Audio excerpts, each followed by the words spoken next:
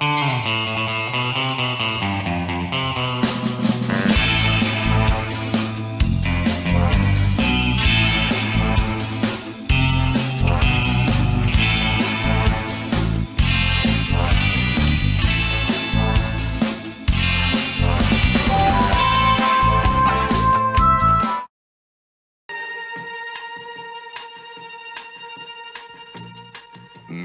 the most beautiful creature of the future. Her name is Barbarella, and she makes science fiction something else. Jane Fonda is Barbarella. Barbarella is a 5-star, double-rated astronavigatrix Earth girl whose specialty is love. Shall I tell you what I would like? I think I know. her top secret mission is a real wing-dinger.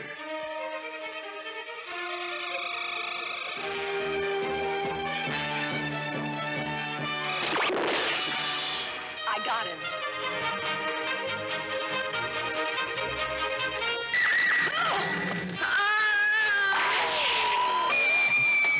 A good many dramatic situations begin with screaming.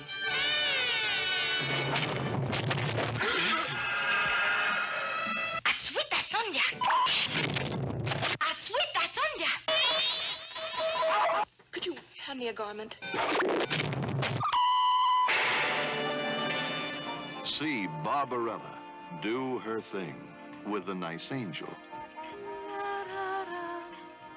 with the warm, friendly Iceman, with the cold, evil Black Queen.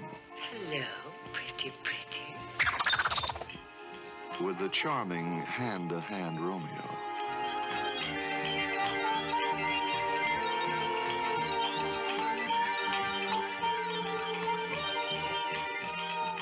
See Barbarella do her thing in the wild, excessive machine. Sort of nice, isn't it?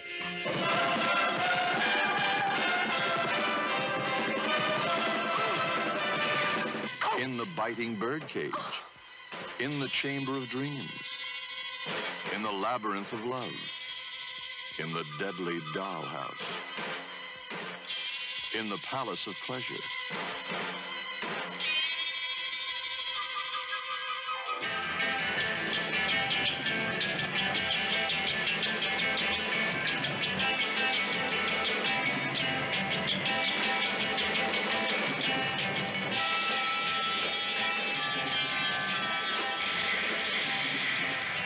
You find adventure beyond your imagination when you get lost in space with Barbarella.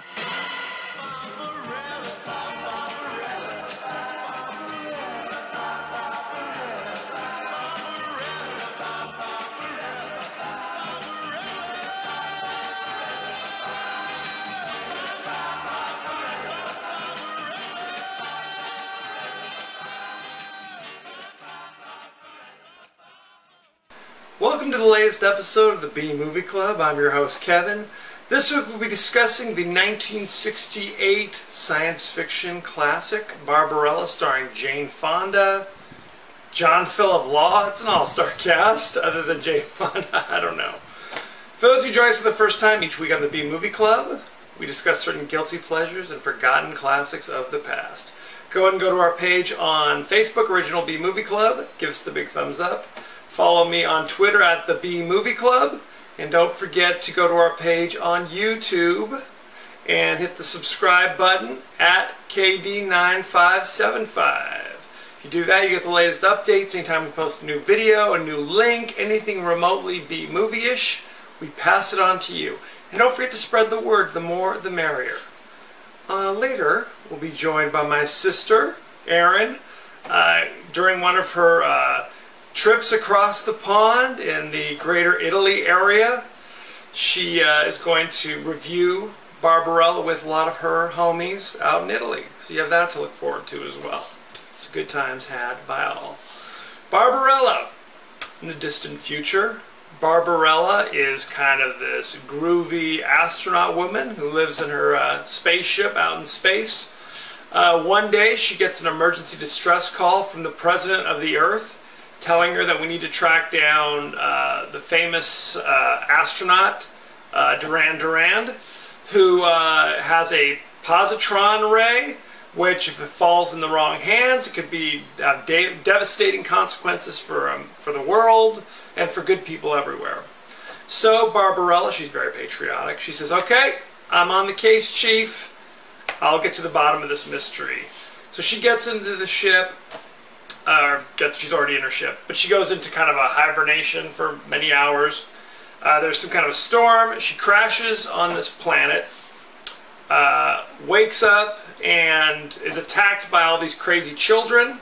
It's very strange. She wakes up, she's chained up, and these crazy dolls with fangs come after her. Luckily, at the minute, a guy appears who's kind of a child catcher type, I guess, frees her, throws a net over the kids, gets the kids. Evidently, for some reason, the children are running wild until they reach a certain age, which point they're essentially abducted by the great tyrant who runs things around here. It's all very complicated. It's hard to understand. So Barbarella, as you might imagine, is very happy that this guy rescued her. So she's like, whatever I can do, just say it. And he's like, well, you know, funny you should ask. You're a foxy chick. So one thing leads to another. Now in the future on Earth, you have intimate relations, if you will. You just kind of touch your hands together and then you kind of do one of these moves. But on this planet where she crashed, they still do it the old-fashioned way. So she hooks him up, I guess. And she goes, you know what, sometimes the old-fashioned ways are best. So there you go. Evidently, the old-fashioned way is better than let's touch palms together kind of thing. I don't know. So then she goes off, but she crashes again. I don't know what the issue is. She's got to take her spaceship in and get it checked out. This time she crashes deep into the Earth, and she crashes into this labyrinth. And while she's there, she meets this blind winged person, the last of the ornithotropes. I'm sure I mispronounced that. He's essentially an angel, but he's blind. He does not fly anymore because he has lost the will to fly, as you might imagine. But he agrees to help Barbarella, takes her to meet the scientist, genius, Dr. Ping, who's also trapped in the labyrinth. Evidently, whenever somebody displeases the great tyrant, she kicks them into the labyrinth where they have to live the rest of their days. There's people like stuck in walls and in pillars. It's all, I can't explain it. Dr. Ping agrees to fix her ship. The angel, while still kind of like, you know what, I just don't have the motivation to fly anymore. So Barbarella's like, hey sailor, I'll help you out. So smash cut. Barbarella's laying in like his nest, and there's the angel flying around, still blind, however, but able to fly. I don't know, echolocation perhaps. I don't know. So now that he's flying, he agrees to fly her to the city. Although Barbarella will have to, you know, guide him, turn left here, go straight, that sort of thing. While they're flying, the great tyrant's evil soldiers, these leather people. They're leather men. They're made of leather, I guess. They're flying spaceships trying to shoot lasers at her. She's got a gun. She's shooting them out of the air. But, you know, they get very close, but then they get shot down. They crash. Now they're in the great city. The angel, Pygar, and Barbarella get separated. And she meets the great tyrant, who's another foxy chick from the 60s. They have a conversation. She also meets the concierge, who's kind of the, I don't know, the grand vizier, if you will, the consigliere of the great tyrant. He's kind of this old guy. And he's kind of mean too. While they're there, they discover, like, there's a secret underground movement, a revolution, if you will, trying to overthrow the tyrant, because the tyrant is very mean.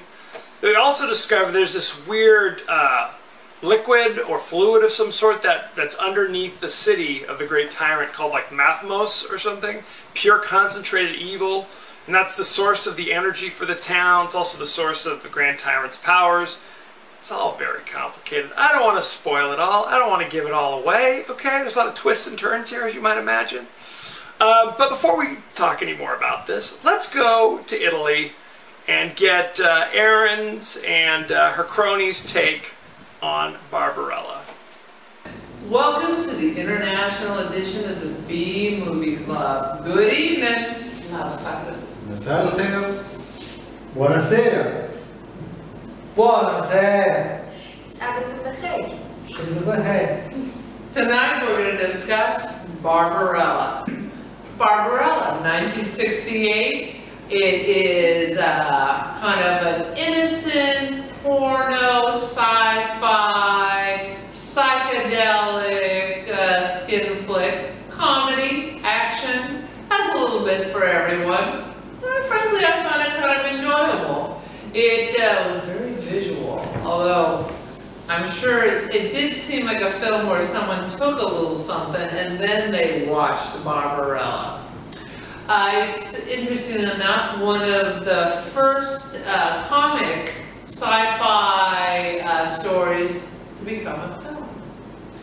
The director, what's the director's name? Roger Vadim. He was Jane Fonda's husband at the time. Little known fact, you can see Jane Fonda's boobies in this.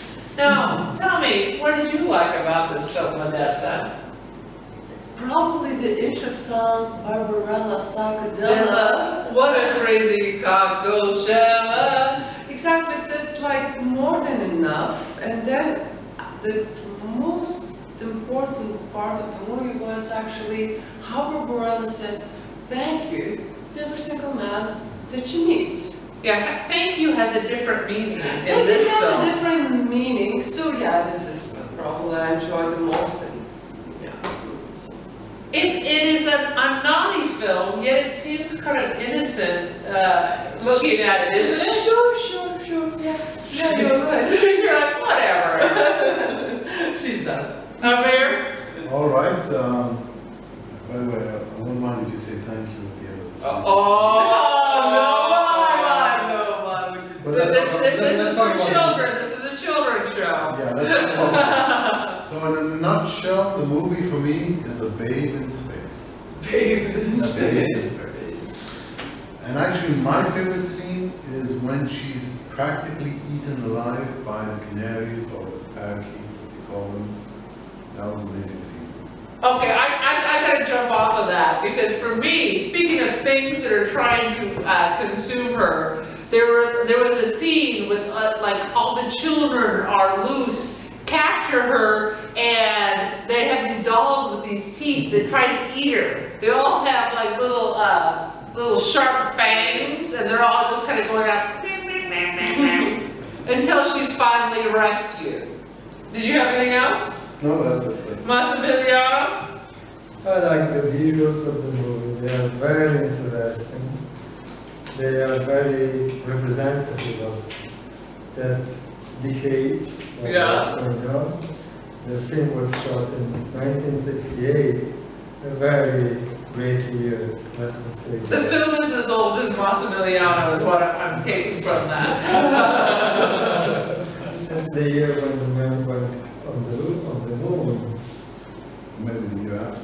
Almost there. Almost there. Almost there. But actually, there's an affinity with the Space Odyssey, which was also made in '68. And it's also the year when Kubrick shot in 2001. Yeah, that's what he was saying. And you have the same psychedelic elements, you know. You know, when I look at Barbarella, I think of Kubrick. Maybe they were meant to be like a part 1, part 2. I don't know. So it has a very nice visual. It's kind of silly in the dialogues. It sounds like a kid's movie sometimes. Yeah. It's in between With nakedness and sex. an adult and a kid movies. It jumps from one side to the other. It's very interesting, very representative of that. It was the 68 was Cannes, so. Very nice. I have some trivia. What 80s band took their name from a character in this movie? Shout it out. Who knows? Who knows? Duran Duran, of course. Oh, no, so unexpected. Madonna. And another thing, very important to the B Movie Club, is Profondo Rosa, David Hemmings, who played Dildano. Okay. Boy, that doesn't sound like anything sexual at all. Who was the star of Profondo Rosa. Although it was hard to recognize him. I believe he was blonder in Profondo Rosa. The lady who plays the, what was her name? The Tyrant. The Tyrant. She is really most famous for sleeping with 3 of the Rolling Stones. Together. And it's not simultaneously, but at different times. I believe they said she had a heroin overdose after she broke with Keith Richards. That was her big claim to fame. I can't think of anything else. Do you all have anything else? All right, I'm sending it back to you, Kevin. Ciao. Ciao. Thank you, Aaron. Very informative. But we're not done with them yet. They have graciously agreed to enact some of the great scenes you might see in Barbarella. So let's kick it back to Italy. Ha, ha, ha, ha. Hello, pretty. I'm not pretty. My name is Barbarella. I am Angel. An angel doesn't make love. An angel is love.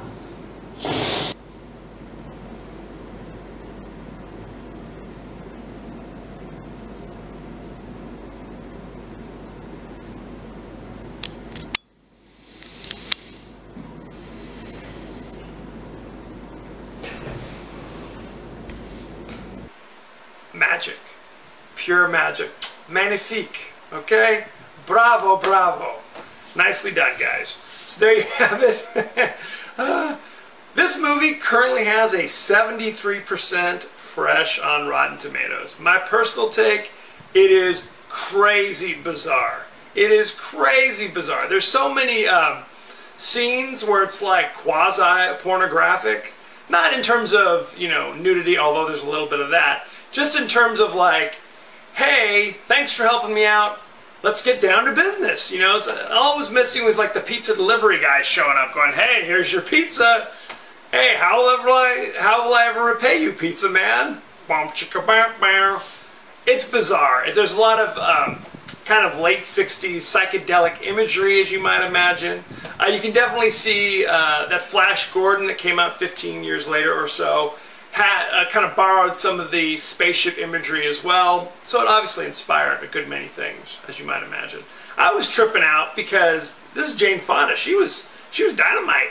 You know, I'm just used to seeing the 80s version of Jane Fonda with the workouts and 9 to 5 and On Golden Pond, things like that. It's a whole different Jane Fonda. So you got to check that out, if for no other reason than that.